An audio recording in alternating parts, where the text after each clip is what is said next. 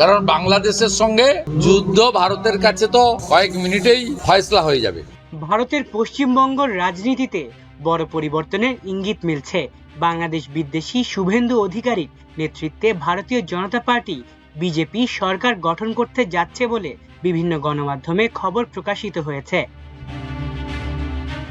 এই রাজনৈতিক উত্থানের মধ্যেই বাংলাদেশকে ঘিরে শুভেন্দু অধিকারীর একাধিক বিতর্কিত মন্তব্য নতুন করে আলোচনার কেন্দ্রবিন্দুতে এসেছে।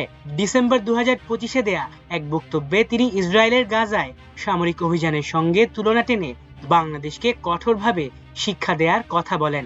তার এই মন্তব্য রাজনৈতিক মহলে তীব্র প্রতিক্রিয়া সৃষ্টি করে এবং তা ব্যাপক বিতর্কের জন্ম দেয়। এরপর তিনি আরো এক ধাপ এগিয়ে ড্রোন হামলার প্রসঙ্গ তুলে হুঁশিয়ারি দেন, যা নিয়ে সমালোচনার ঝড় ওঠে। ডক্টর মোহাম্মদ ইউনূসের নেতৃত্বাধীন অন্তর্বর্তীকালীন সরকারের সময় দেয়া এই বক্তব্য বিশেষভাবে আলোচিত হয় এবং তা আন্তর্জাতিক অঙ্গনেও নজর কাড়ে। এছাড়াও কলকাতায় বাংলাদেশের উপদূতাবাসের সামনে দাঁড়িয়ে তিনি কথিত সংখ্যালঘু নির্যাতনের অভিযোগ তুলে ক্ষোভ প্রকাশ করেন এবং দ্রুত পরিস্থিতি পরিবর্তন না হলে কঠোর পদক্ষেপের ইঙ্গিত দেন। একই সঙ্গে সীমান্ত পরিস্থিতি ও নিরাপত্তা নিয়ে উদ্বেগ প্রকাশ করে বারবার কড়াকড়ি বাড়ানোর দাবি জানিয়েছেন তিনি। তার এসব মন্তব্যকে ঘিরে পশ্চিমবঙ্গের রাজনীতিতে মেরুকরণ আরো তীব্র হয়েছে। বিভিন্ন সময় কংগ্রেস এসব বক্তব্যকে ঘৃণামূলক আখ্যা দিয়ে প্রশ্ন তুলে, এগুলো কি ব্যক্তিগত মতামত নাকি বিজেপির বৃহত্তর রাজনৈতিক অবস্থানের প্রতিফলন? এদিকে চতুর্থ রাউন্ড ভোট গণনা শেষে বিশাল ব্যবধানে এগিয়ে রয়েছে বিজেপি। শেষ খবর পাওয়া পর্যন্ত দলটি 170 আসনে এগিয়ে রয়েছে। বিপরীতে ক্রমেই পিছিয়ে পড়ছে মমতা ব্যানার্জির দল তৃণমূল কংগ্রেস। তৃতীয় রাউন্ড শেষে তৃণমূল 117 আসনে এগিয়ে থাকলেও চতুর্থ রাউন্ড শেষে সেই সংখ্যা নেমে এসেছে 103-এ।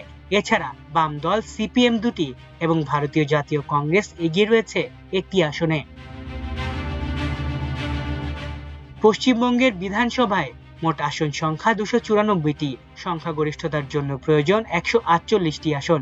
একটি আসনে নির্বাচন স্থগিত হওয়ায় এদিন 293টি আসনের ফল ঘোষণা করা হবে। এর আগে 2021 সালে পশ্চিমবঙ্গ বিধানসভা নির্বাচনে তৃণমূল কংগ্রেস জিতেছিল 215টি আসন, বিজেপির ঝুলিতে ছিল 77টি আসন এবং বাকি 2টি আসন পেয়েছিল অন্যরা। এদিকে নির্বাচনের ফলাফল যদি এই ধারায় বজায় রাখে তাহলে পশ্চিমবঙ্গের দীর্ঘদিনের রাজনৈতিক সমীকরণ বদলে যেতে পারে এবং শুভেন্দু অধিকারী রাজ্যের পরবর্তী মুখ্যমন্ত্রী হওয়ার খুব কাছাকাছি পৌঁছে যেতে পারেন। বিশ্লেষকদের মতে তার এই বিতর্কিত মন্তব্যগুলো একদিকে যেমন সমর্থকদের মধ্যে সমর্থন জুগিয়েছে, অন্যদিকে বিরোধীদের জন্য বড় রাজনৈতিক ইস্যু হয়ে দাঁড়িয়েছে। তবে শুভেন্দু শেষমেশ মুখ্যমন্ত্রী হয়ে গেলে বাংলাদেশের সঙ্গে যে পশ্চিমবঙ্গের কূটনৈতিক সম্পর্ক বাজে দিকেই যাবে এ কথা অন্ততপক্ষে বলা যেতেই পারে। আলিফ চৌধুরী, আমার দেশ।